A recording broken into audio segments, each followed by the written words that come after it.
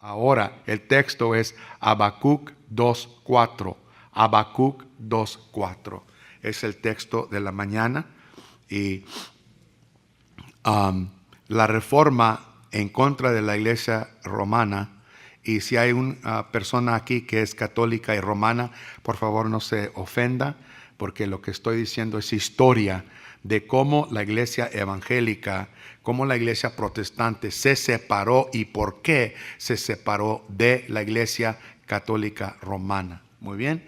Una indulgencia, amados, era dinero que el pueblo pobre tenía que pagar para que un familiar fallecido saliera del purgatorio y entrara al cielo.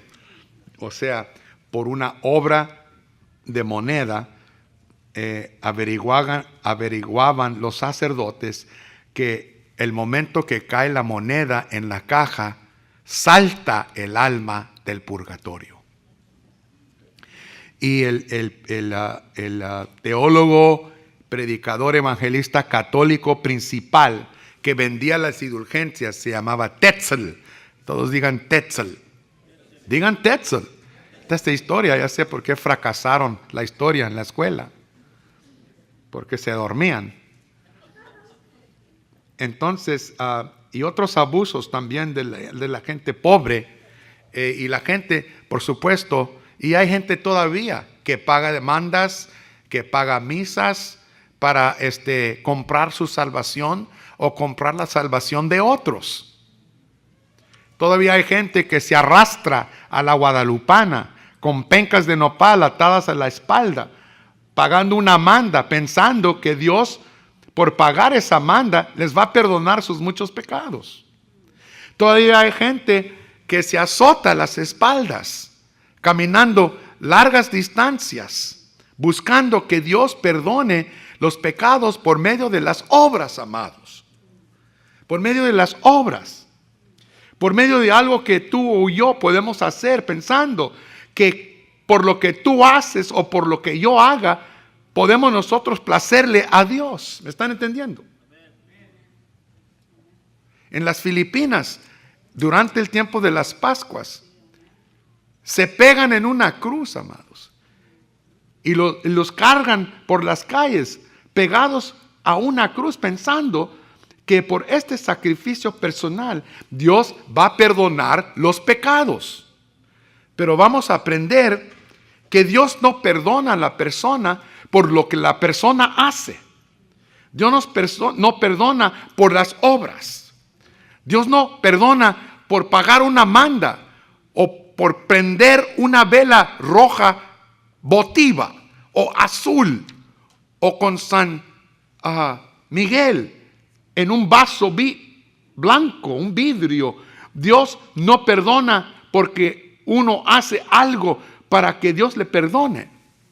Dios perdona porque Cristo murió en la cruz del Calvario y Cristo pagó la pena que debíamos al pecado y lo hizo por ti y por mí. Y no hay nada que tú le puedas agregar a lo que hizo el Hijo de Dios para perdonarnos nuestros pecados. Nada. Entonces, no estamos en contra de la Iglesia Católica Romana, amados. Estamos en contra de la doctrina que por pagar mandas cree uno que puede entrar al cielo. No hay nada bueno en ninguno de nosotros. No hay nada bueno. Aunque usted se porte bien por 3 días, adentro estamos llenos de corrupción y pecado, hipocresía y orgullo. Ningún trofeo llega sin mancha. Todas nuestras obras están manchadas por el pecado. Pero aún así Dios nos ama. Porque de tal manera amó Dios al mundo que dio a su Hijo único para que todo aquel que en Él crea no se pierda, mas tenga vida eterna. ¿Me están escuchando? O sea que es porque cree uno que Dios lo perdona, no porque hizo algo. Sus diezmos no lo van a salvar, aunque como pastor le digo, páguelos. Sus obras buenas no lo van a salvar. Que usted venga a la iglesia no lo va a salvar. Pero no diga ya no tengo que ir. ¿Verdad? Siendo la iglesia la esposa de Cristo y siendo Él el esposo. ¿Cómo le va a decir al esposo que lo quiere y a la esposa que no la quiere? No lo vaya a cachetear el esposo. Así es la iglesia, es la esposa de Cristo. Y hay uno que servir a nuestro Señor amando a la esposa, que es la esposa de Cristo nuestro Señor. Muy bien, con ese trasfondo leamos Habacuc 2:4. ¿Cuántos tienen 2:4? He aquí que aquel cuya alma no es recta, aquel que se enorgullece, mas el justo por su fe vivirá. Y ahí comienzan las matices de la gracia de Dios. Hay algunos que predican que no hay gracia en el Antiguo Testamento, que no se predica la justicia de Dios en el Antiguo Testamento o la justificación por medio de la fe. He aquí, amados, aquí en el capítulo 2, versículo 4, vemos nosotros la esencia de que solo Dios justifica al pecador, donde dice estas palabras Habacuc: mas el justo por su fe vivirá. Si es que no está diciendo que el justo vive por sus buenas obras, que el justo vive porque hizo algo bueno, porque se portó bien por una semana, porque se fue arrastrando la guadalupana. Martín Lutero, el que ustedes vieron aquí en la pantalla, el primer reformador que protestó en contra de los abusos de la Iglesia Católica, que enfatizaba las obras para ser salvo, era monje agustiniano, era monje de la Orden de San Agustín, que por ayunos largos, que por ser ascético, por privarse de comidas, de gozos, de felicidades, por pagar mandas, por hacer obras, pensaba él que él podía ser perfecto delante de Dios. En cada conciencia de cada humano y cada humana hay un impulso de ser perfecto, de tratar de ser perfecta, de tratar de ser la persona que tu conciencia te dice, que mi conciencia me dice que tengo que yo ser. Pero tanto que lucho, tanto que oro, tanto que ayuno, tanto que acudo al culto, tanto que le ayudo a los hombres, no importa, amados, qué tanto bien hagas tú de dar tu vida a misiones. Uno sigue sintiendo en su persona que no ha llegado a la perfección moral. La conciencia siempre nos está redarguyendo que algo nos falta, que algo no anda bien, que algo tiene que componerse. Y uno trata, amados, con toda la fortaleza, trata de ser perfecto, trata de no errar, trata de no pecar, trata de tratar a todos bien, trata de granjearse el placer de Dios.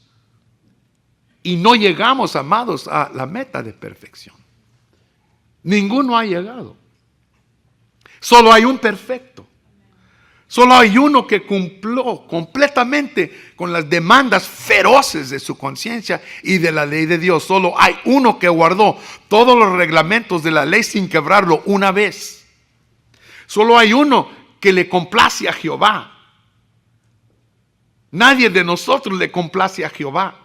Nadie le granja a Dios como granja a Cristo. Solo hay uno, se llama Jesucristo.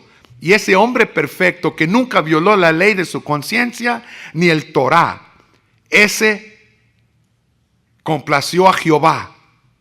Y dice la palabra que por fe en lo que Él ha hecho, el justo es justificado no por lo que hace, sino es justificado por la fe en Cristo Jesús, el don de Dios al hombre que necesita salvación. Solo Cristo satisface a Dios. No las mandas, ni las demandas, ni las ofrendas votivas. Nada de lo que tú hagas, my friend. Dice el apóstol, el profeta Isaías, que todo lo que tú hagas son garras menstruosas. No me gusta hablar así, pero es lo que dice la palabra. Son garras sucias. Qué horrible lo que dice la Biblia, ¿verdad? Pero así compara Dios lo que yo y tú hacemos tratando de comprar nuestra salvación. Lo más bonito que tú puedas hacer, si estás tratando tú de convencer a Dios que tú eres justa, no vale nada para Dios en comparación a lo que hizo Cristo Jesús por ti en la cruz. Allí sí se pagó todas las demandas de la ley. Ahí se pagó todo lo que demanda la conciencia. Ahí se pagó la pena por tu pecado y el mío. Solo Cristo satisface a Dios. Y por fe en Cristo, Dios te declara a ti y me declara a mí como justo, aunque no lo soy. No hay un justo, dice la palabra, ni un uno. Qué bonito es, ¿verdad, amados? Salir al jardín y agarrar un manojo de lodo y tomar ese lodo, amados, y meterlo a la casa hasta que se haga duro. Comprarle un pedestal de oro. Rodearlo de esmeraldas y rubíes. Y poner ese soquete duro arriba de ese trofeo. Esa es la salvación. Dios pone a individuos perdidos como el soquete. Pero la fe en Cristo es una decorativa preciosa que demuestra que Dios toma lo más bajo de la tierra y Dios lo redime en algo especial para Él.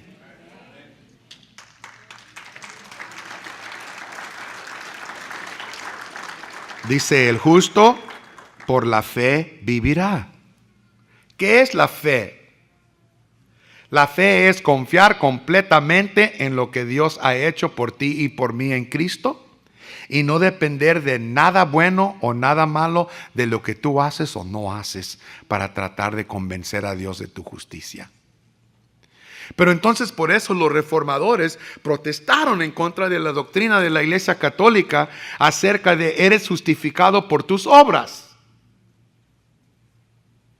Eres justificado porque estás... Y ahora, amados, en el pueblo evangélico ha entrado el neocatolicismo.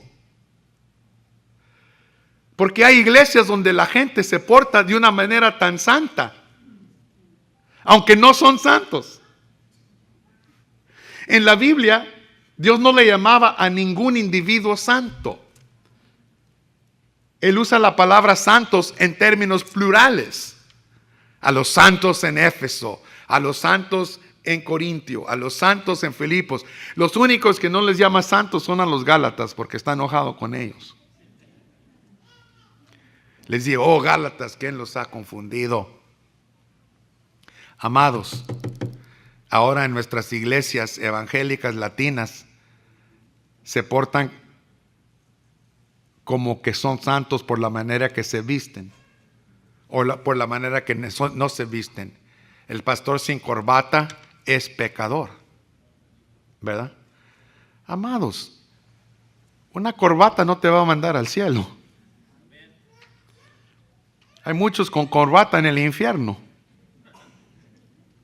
La corbata lo puede usar un testigo de Jehová, lo puede usar un hombre de aseguranza, un ratero. La corbata no es santa, amados. La persona que ha sido redimida por la sangre de Cristo Jesús, esa alma es preciosa para el Señor. Así que, amados, no andemos aquí en la iglesia con esas cosas. Por favor. Y si sigue usted así, busque otra iglesia. El otro día se nos salió una parejita, Dios los bendiga. Los fui a saludar con todo mi amor, amados. Pero lo primero que le cayó fue la cruz y se quedó así el brother. Qué preciosa. Los rubíes son la sangre de Cristo que virtió. La esmeralda es la vida que Él da. Y la crucecita me recuerda que yo le pertenezco al que murió por mí. Muy bien. Ahora vamos a Romanos 1:17. Mire qué interesante escribe allí el apóstol Pablo sobre la fe y la justificación por medio de la fe. ¿Cuántos saben lo que es la justificación por medio de la fe? El apóstol Pablo lo describe bien bonito en Romanos 1:17. ¿Lo tienen? Dice, porque en el Evangelio la justicia de Dios se revela por fe y para fe. Como está escrito, mas el justo por la fe vivirá. ¿Dónde hemos visto este versículo? ¿Dónde acabamos de ver este versículo? Habacuc 2:4. Mire cómo el pastor Pablo usa ese versículo de Habacuc para escribir esta epístola fabulosa donde él describe lo que es la justificación. La justificación por medio de la fe es una justificación que no es por medio de las obras. Uno no se puede justificar con Dios, aunque trate. Es Dios el que justifica al más vil pecador, aunque no lo merezca. Dios justifica al más vil pecador sencillamente porque tiene fe en Cristo, el que pagó nuestras penas en la cruz del Calvario. Sencillamente es nomás de creer en Él, que Él es el que te pone a ti bien con Dios. Lo que yo hago por los homeless no me pone a mí bien con Dios. De venir a la iglesia no me pone bien con Dios, aunque venga. El venir a la iglesia, el dar sus diezmos, el alabar a Dios y hacer cosas y obras buenas, no nos ponen bien con Dios. Solo es la efluencia o la conclusión o resultado del que ha sido puesto, justificado por la fe.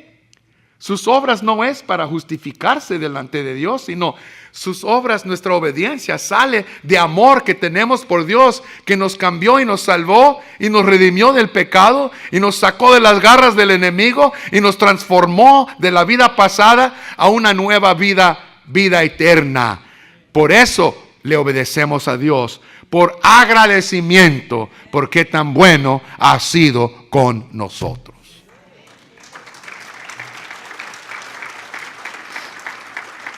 Y esa es la diferencia clave entre la iglesia protestante y la iglesia católica romana. Una distinción enorme e importante, amados. Que no seamos personas que tratemos de convencerle a Dios que merecemos su salvación porque hemos hecho algo bueno por Él.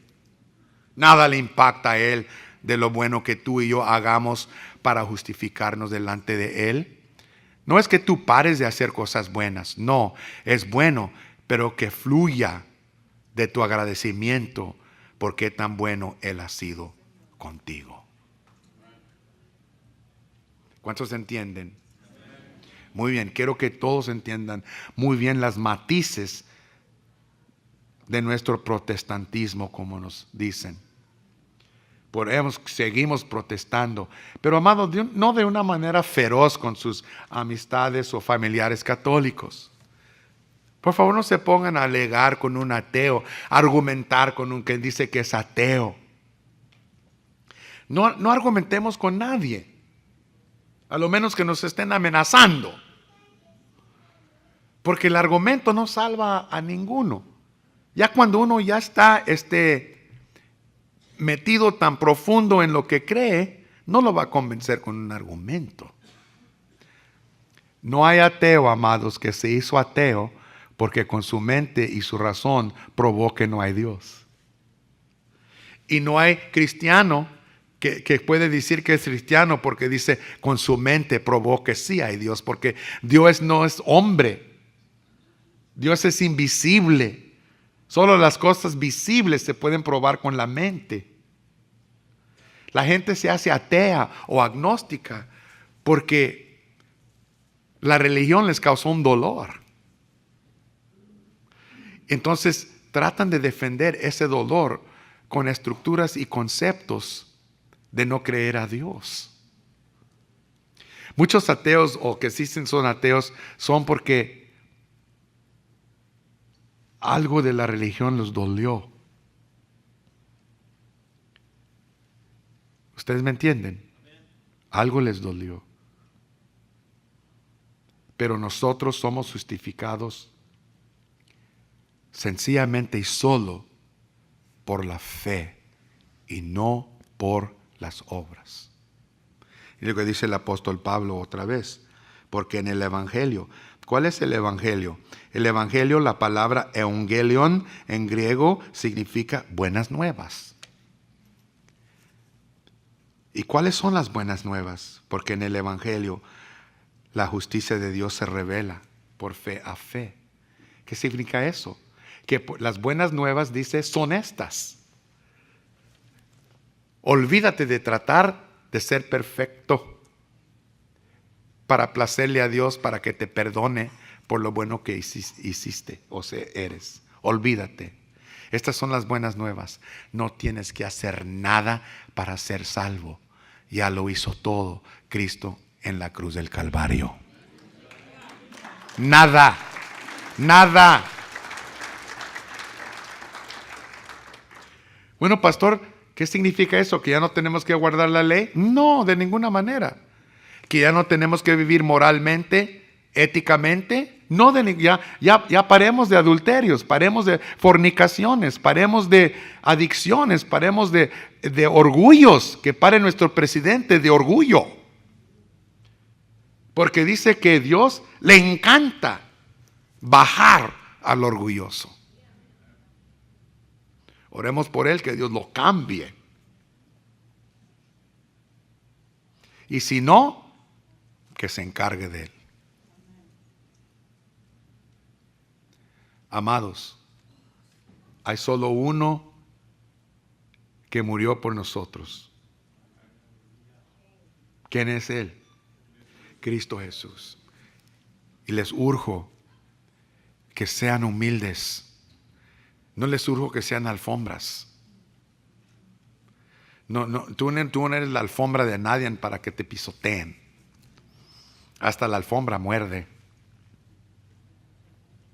Pero no seamos de esa gente que trata de desobedecer a Dios, sino de confiar en Él, porque el justo, no por obras, sino por su fe, vivirá.